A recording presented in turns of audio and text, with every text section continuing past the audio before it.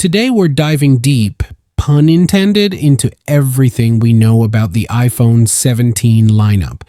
From an ultra-slim Air model that sounds like it belongs in a sci-fi movie to iOS updates that might finally make Siri less of a glorified weather app. Buckle up because this is going to get wild. By the end of this video, you'll not only know exactly when these phones are dropping, but also whether they're worth trading in your kidney for. Let's start with the million-dollar question. When will the iPhone 17 series drop? Well, according to years of Apple precedent, and yes, they're creatures of habit, they're sticking to their September tradition. That's right, folks.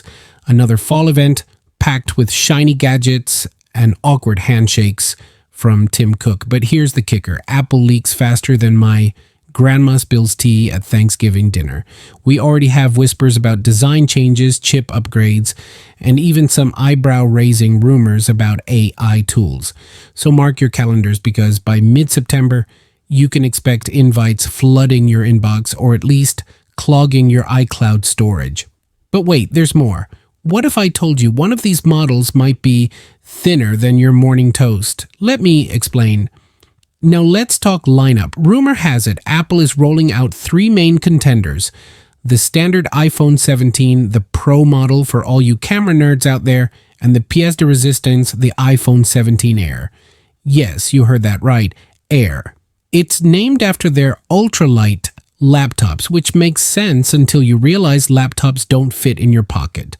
According to Bloomberg's Mark Gurman, a guy who probably knows more about Apple than Tim Cook himself, the Air is rumored to come with a basic A19 chip and a single-lens camera setup. Single lens? In 2025? Bold move, Apple.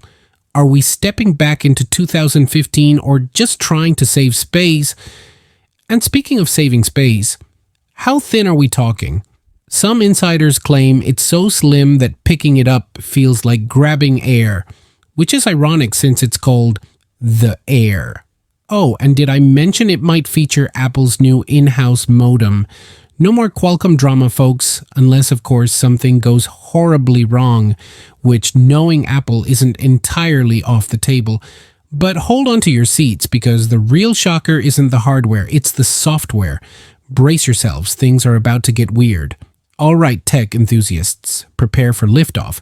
If John Prosser and Bloomberg are to be believed, and spoiler alert, they usually are, iOS 19 is getting a full-blown makeover. Imagine swiping through a redesigned camera app that looks like it was stolen straight out of a Marvel movie. This isn't just a fresh coat of paint. We're talking structural renovations. Think bigger widgets, smarter shortcuts, and maybe, just maybe, a version of Siri that doesn't sound like she's reading off cue cards anymore. But here's the twist. Apple Intelligence is apparently taking center stage. Remember when everyone said, I would take over the world? Well, guess who's late to the party? Yep, Apple. They've been teasing us with promises of smarter Siri for years, and now it seems they're ready to deliver, or at least try to. Will it actually work, or will it crash harder than my attempts at baking sourdough during quarantine? Only time will tell. And before you think this is all futuristic nonsense, stick around for the part where I compare the iPhone 17 Air to a piece of paper. Trust me, you won't want to miss it. So let's break it down. The iPhone 17 Air versus other models. Is it worth upgrading? Here's the deal. If you're someone who takes photos of your dog in 4K and edits them on the go, the Pro Max is still your best bet. But if you're looking for style points and Instagram-worthy aesthetics, the Air is basically the Victoria Beckham of smartphones.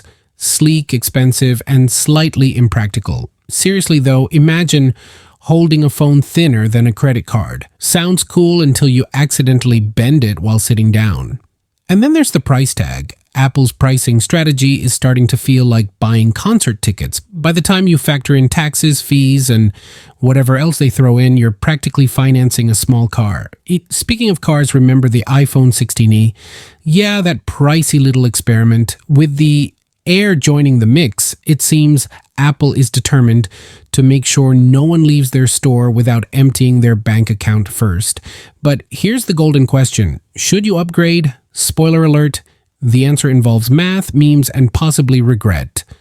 Honestly, guys, I'm torn. On one hand, Apple keeps pushing boundaries with innovations like thinner designs and smarter software. On the other hand, sometimes it feels like they're charging premium prices for features most people don't need. Like, do I really care if my phone is 0.2 millimeters thinner? Probably not. But hey, that's just me. What do you think? Drop your thoughts in the comments below. I'd love to hear if you're team upgrade or team stick with what works. And let's not forget WWDC 2025. If history repeats itself, Apple will spill half the beans this summer during their developer conference. So keep those eyes peeled for sneak peeks of iOS 19 and beyond. Who knows? Maybe they'll announce a toaster phone hybrid next year. To wrap it up, the iPhone 17 lineup is shaping up to be a roller coaster ride of sleek designs, questionable choices, and enough hype to power a small city. Whether you're drooling over the Air's razor-thin profile or skeptical about yet another AI promise, one thing's for sure, Apple knows how to keep us guessing. Smash that like button if you're excited, or smash it twice if you think the Air is too thin to survive a sneeze. And don't forget to subscribe for more tech breakdowns, leaks, and laughs.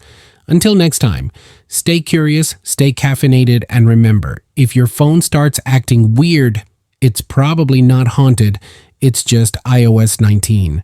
What's the craziest feature you've seen in a smartphone? Let me know in the comments, and I'll pick the funniest response to roast in our next video. Peace out.